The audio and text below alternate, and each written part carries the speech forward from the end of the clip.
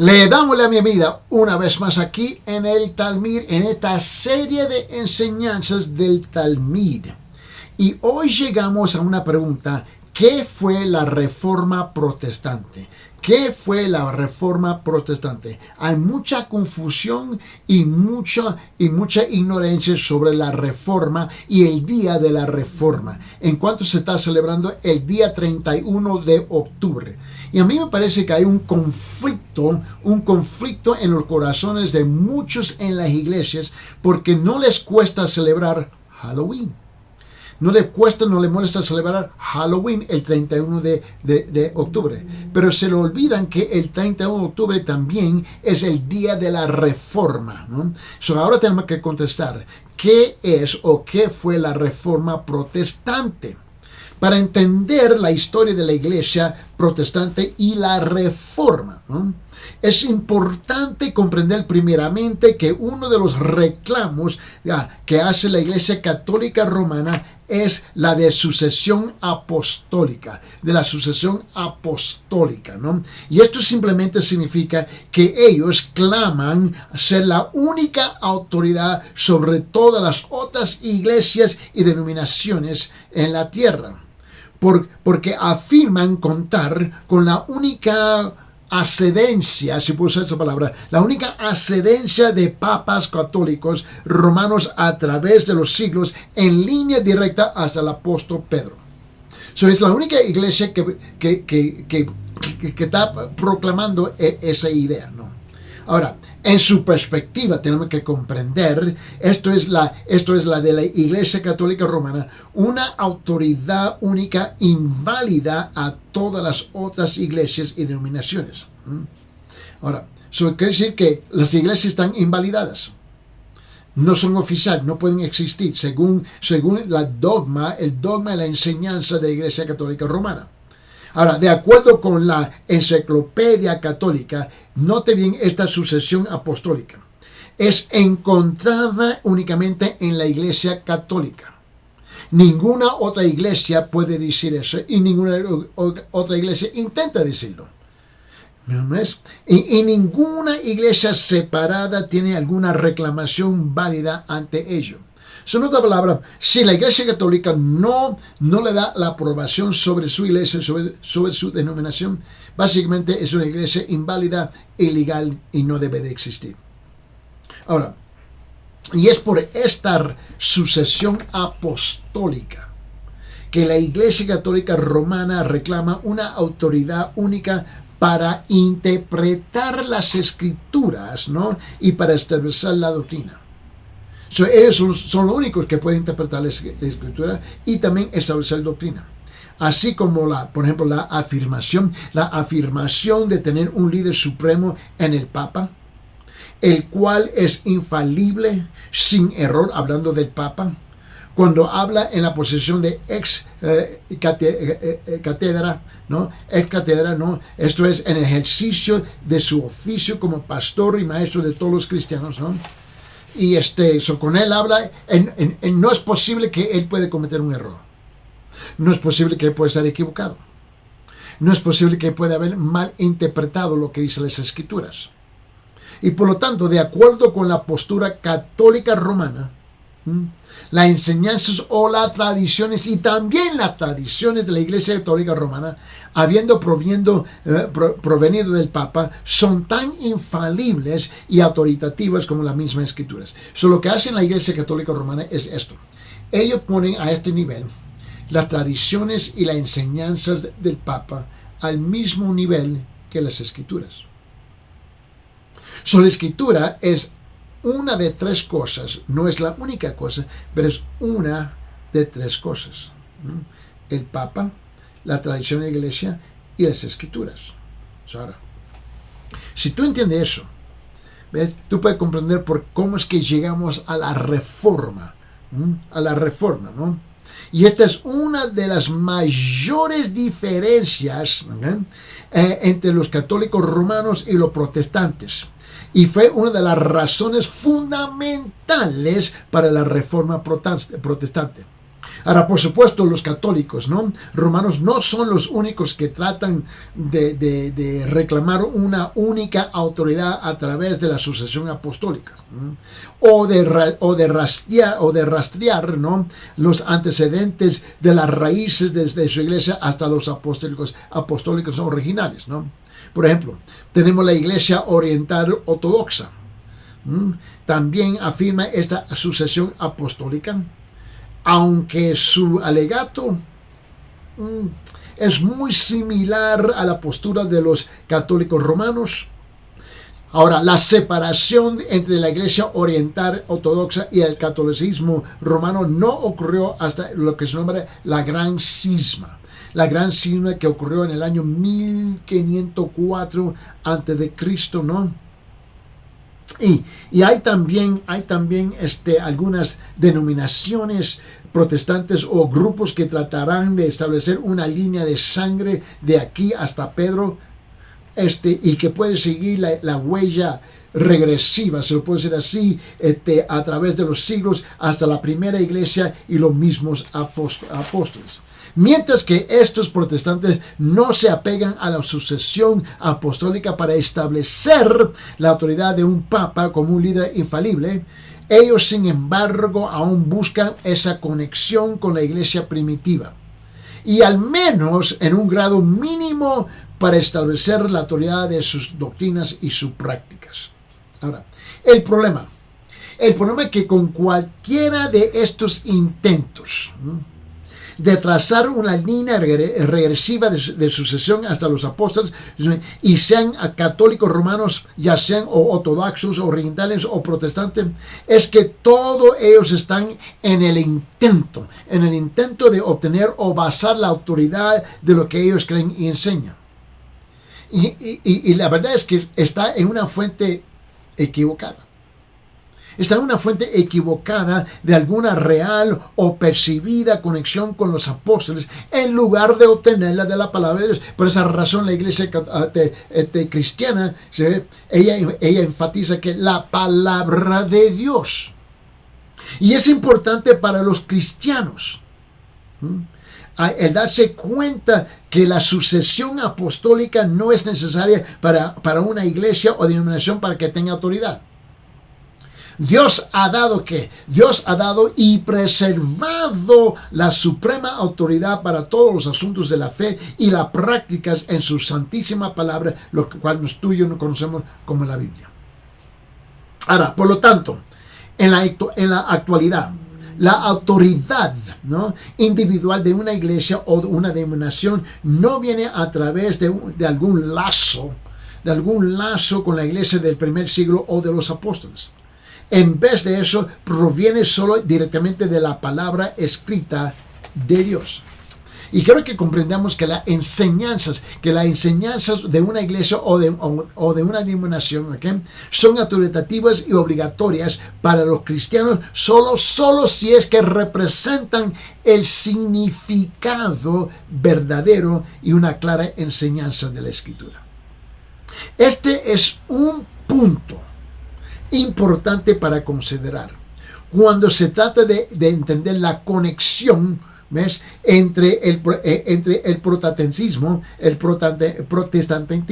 ¿okay?, y la Iglesia Católica Romana, y la razón por la que se llevó a cabo la Reforma Protestante. Ahora, para comprender la historia del cristianismo y los reclamos de la sucesión apostólica, así como las afirmaciones de la Iglesia Católica Romana de ser la única verdadera iglesia con autoridad única, es importante que consideremos un par de puntos cruciales. Primero, debemos considerar que aún en los días de los apóstoles y la iglesia del primer siglo, los falsos maestros y las falsas enseñanzas eran un problema significativo desde que nace la iglesia.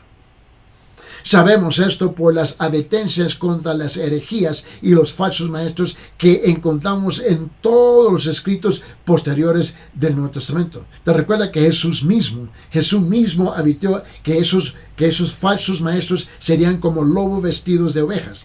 Te recuerda lo que él dijo en en Mateo capítulo 7. En Mateo capítulo 7, él dice en versículo 15, dice, cuidado de los falsos profetas que vienen a vosotros con vestidos de ovejas, pero por dentro son lobos rapaces, ¿no?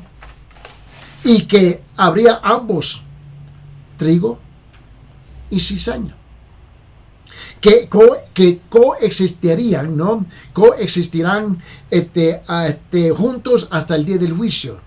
Y cuando él separaría a los salvos de los perdidos, los verdaderos creyentes nacidos de nuevo de aquellos que no lo recibieron verdaderamente a él. Mira, abre su Biblia ya en Mateo capítulo 3. Y en Mateo capítulo 3 se dice esto, versículo 24 hasta versículo 30. Mateo capítulo 13, versículo 24 hasta versículo 30 dice esto. Mira lo que dice. Dice, Jesús les refirió otra parábola diciéndole esto. El reino de los cielos puede compararse a un hombre que sembró buena semilla en su campo. Pero mientras que los hombres dormían, vino su enemigo y sembró cizaña entre el trigo y se fue. Y cuando el trigo brotó y produjo grano, entonces apareció también la cizaña. Y los siervos del dueño fueron y le dijeron, Señor, ¿no sembraste buena semilla en tu campo? ¿Cómo pues tienes cizaña? Y él le dijo, un enemigo ha hecho esto. Y los siervos le dijeron, ¿quiere pues que vayamos y recojamos?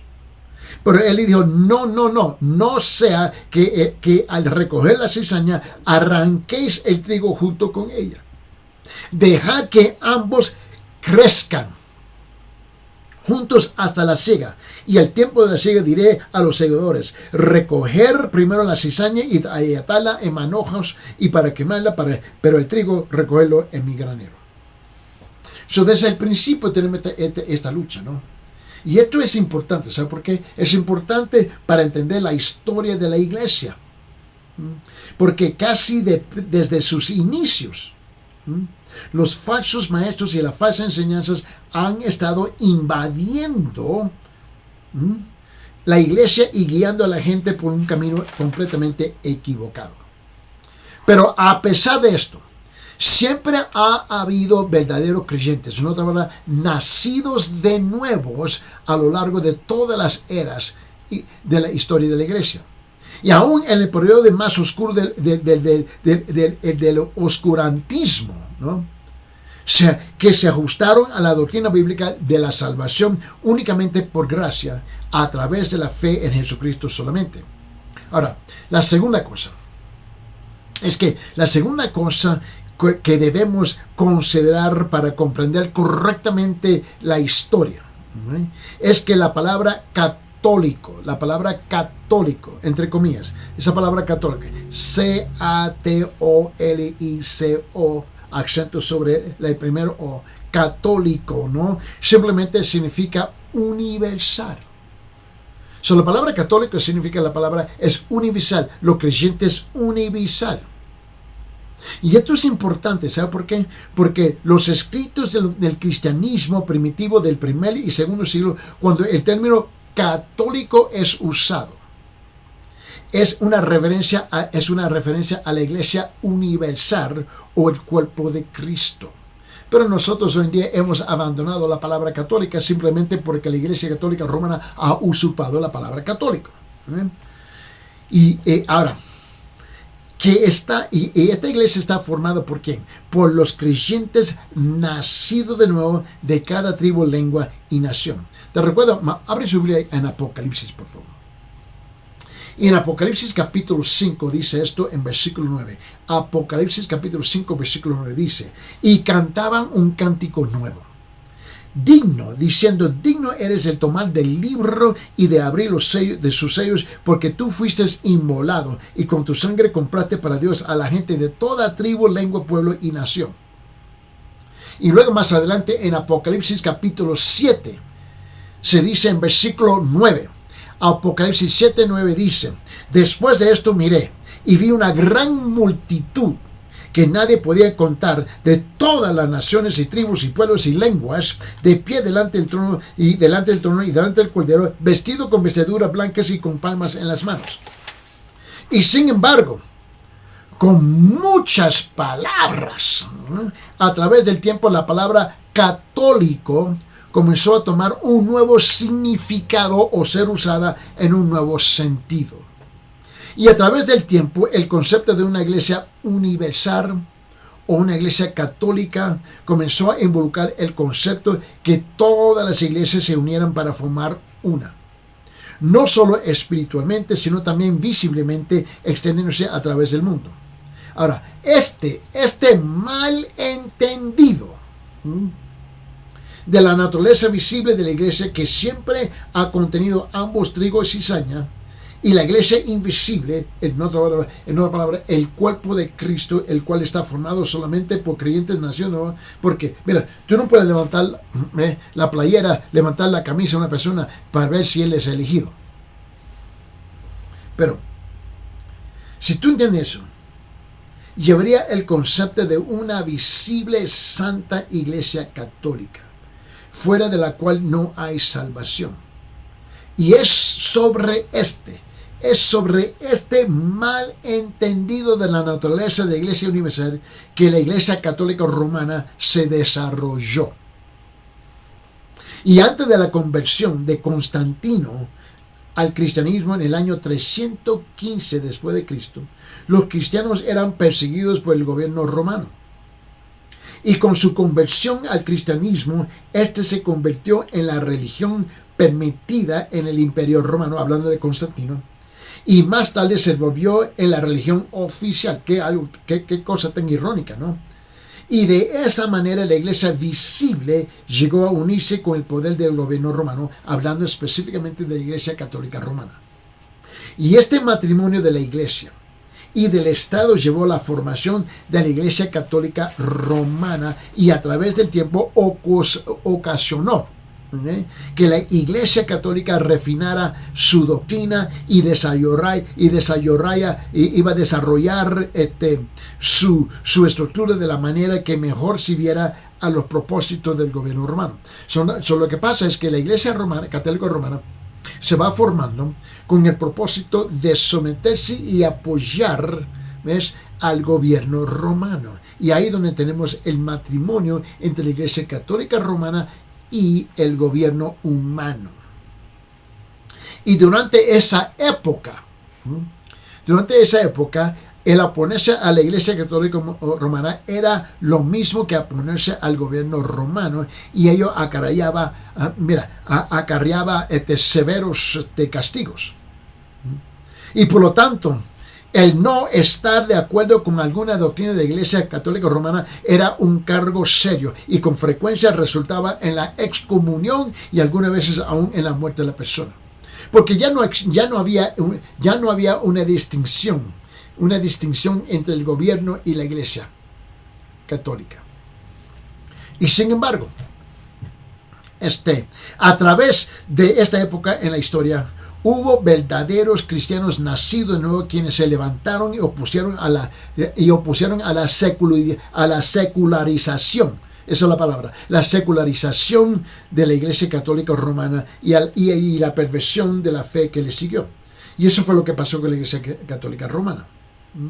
Estamos hablando del impacto, ¿no?, de la Reforma Protestante, ¿no? Y a través de esta combinación de Iglesia y Estado, con el correr del tiempo, la Iglesia Católica Romana efectivamente silenció a aquellos que se oponían a cualquiera de sus doctrinas o prácticas, y realmente casi se convirtió en una iglesia universal a través del Imperio Romano. Aunque siempre hubo focos, si puedo usar esa palabra, hubo focos de resistencia ante algunas prácticas y enseñanzas antibíblicas de la Iglesia Católica Romana. Estos, sin embargo, eran relativamente pequeños y aislados. ¿Por qué? Porque la Iglesia tenía el poder del gobierno detrás de ella. Y antes de la Reforma Protestante, en el siglo XVI, hombres tales como John Wycliffe, ¿no?, en Inglaterra, John Huss en Checoslovaquia, y John Wessel en Alemania, ¿no?, habrían dado sus vidas por su oposición a algunas enseñanzas antibíblicas de la Iglesia Católica Romana. Esto es lo que estamos celebrando el día 31 de octubre. No es Halloween, es el día de la Reforma. Y la oposición La oposición de la Iglesia Católica Romana y sus falsas enseñanzas llegaron a su clímax en el siglo XVI, cuando un monje, ¿no?, católico romano llamado Martín Lutero clavó sus 95 propuestas o tesis contra la enseñanza de la Iglesia Católica Romana en la puerta de la iglesia del castillo de Wittenberg en Alemania. Ahora, la intención de Lutero era traer la reforma a la Iglesia Católica Romana, no de dividir la Iglesia, no de destruir la Iglesia, era de reformar lo que estaba deformado. Y al hacerlo estaba desafiando la autoridad del Papa. Y con la negativa de la Iglesia Católica Romana de responder al llamado de Lutero a reformarse y regresar a las doctrinas y prácticas bíblicas, la reforma protestante comenzó, de la cual sugerían 4 divisiones o tradiciones principales. Primeramente, la luterana, la reformada, la anabatista y la anglicana, ¿no?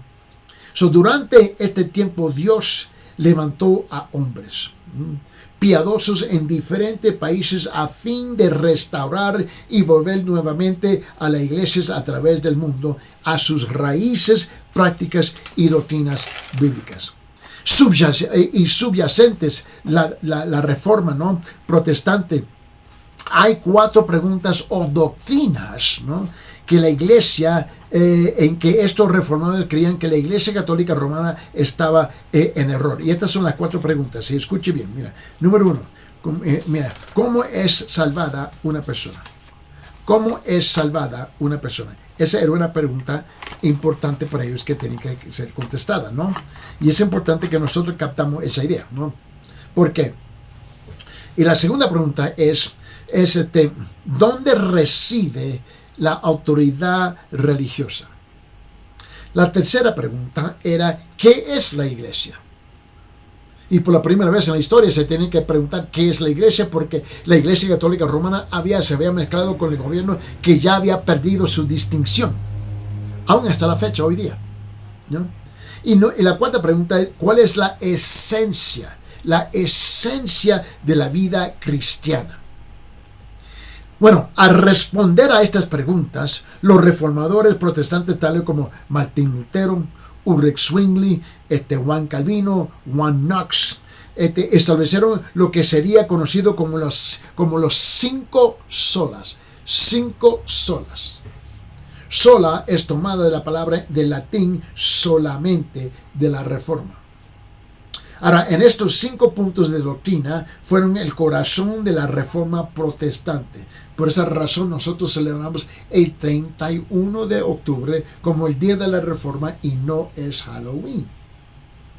Y fue por estas 5 doctrinas bíblicas esenciales que los reformadores protestantes, ¿no?, tomaron su posición contra la Iglesia Católica Romana, resistiendo las demandas puestas sobre ellos aún al punto de morir, de retractarse de sus enseñanzas. Estos 5 doctrinas esenciales de la Reforma Protestante son los siguientes. Número 1, sola escritura. Sola escritura en latín. O en otra palabra, solamente la escritura en español. ¿Y qué es lo que esto afirma? Esto afirma la doctrina bíblica de que solo la Biblia que tiene la única autoridad para todos los asuntos de la fe y la práctica de un creyente. La escritura, y solamente la escritura, es la norma por la cual todas las enseñanzas y doctrina de la iglesia deben ser medidas. Ahora, como Martín Lutero declaró tan elocuentemente cuando se le pidió a retractarse de su enseñanza, mira lo que dijo, permíteme leerlo. Mira lo que dice, él dice esto: que se me convenza mediante testimonios de la Escritura y claros argumentos de la razón, porque no le creo ni al Papa ni a los concilios, ya que está demostrado que a menudo han errado contradiciéndose a sí mismos. Por esto y por los textos de la Sagrada Escritura que he citado, estoy sometido, estas son las palabras de Martín Lutero, estoy sometido a mi conciencia y ligado a la palabra de Dios. Por eso no puedo ni quiero retratarme de nada. ¿Por qué? Porque hacer algo en contra de la conciencia no es seguro ni saludable. No puedo hacer otra cosa. Esta es mi postura. Que Dios me ayude. Amén. Mira, deben ser las mismas palabras que nosotros estamos proclamando hoy día. Y luego la segunda sola gracia. En otra palabra, salvación solamente por gracia.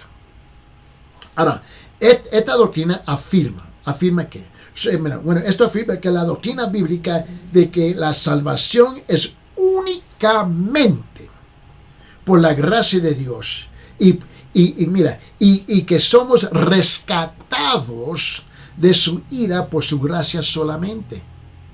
La gracia de Dios en Cristo no es solamente necesaria, sino que es la única causa eficiente de la salvación. Esta gracia es el trabajo sobrenatural del Espíritu Santo que nos trae a Cristo y a librarnos de nuestra esclavitud del pecado y levantarnos de la muerte espiritual a la vida espiritual. La tercera sola fide. En otra palabra, la salvación solamente por fe. Sola fide, la salvación solamente por fe. Esto afirma la doctrina bíblica de que la justificación es por gracia, solamente a través de la sola fe en Jesucristo únicamente. Y es por la fe en Jesucristo que su justicia nos es imputada como la única satisfacción posible de la perfecta justicia de Dios en nuestras vidas. Número 4. Solus Christus. En otra palabra, en Cristo solamente. Esto afirma la doctrina bíblica de que la salvación se encuentra solamente en Cristo. No se encuentra en la iglesia, no se encuentra en el Papa, no se encuentra en un pastor, se encuentra solamente en Cristo.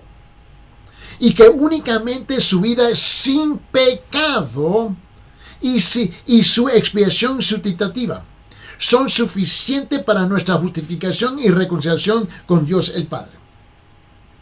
Ahora, el Evangelio no puede ser predicado si la obra sustitutiva de Cristo no es declarada y la fe en Cristo y su obra no es solicitada.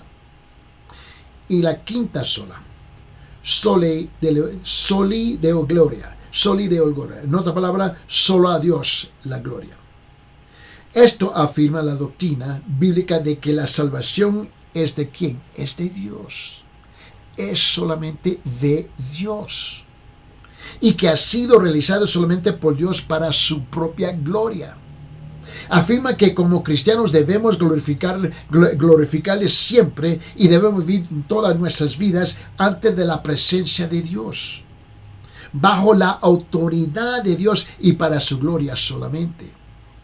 Ahora, estas cinco importantes y fundamentales doctrinas son la razón para la Reforma Protestante. Por esa razón, la Iglesia cristiana se levanta el día 31 de octubre, no para celebrar Halloween, pero celebrar el día de la Reformación. Ellas son la razón y el corazón de donde la Iglesia Católica Romana se equivocó en su doctrina. Y el por qué la Reforma Protestante fue necesaria para regresar a las iglesias a través de todo el mundo a la correcta doctrina y enseñanza bíblica. Ellas son tan importantes en la actualidad para evaluar una iglesia hoy en día y sus enseñanzas como lo fueron en ese entonces. De muchas maneras, muchos cristianos protestantes necesitan ser retados a regresar a estas doctrinas fundamentales de la fe Y al igual que los reformadores retaron a la Iglesia Católica Romana a hacerlo en el siglo XVI. Esa es la razón porque este domingo, el 31 de octubre, estamos celebrando el Día de la Reforma.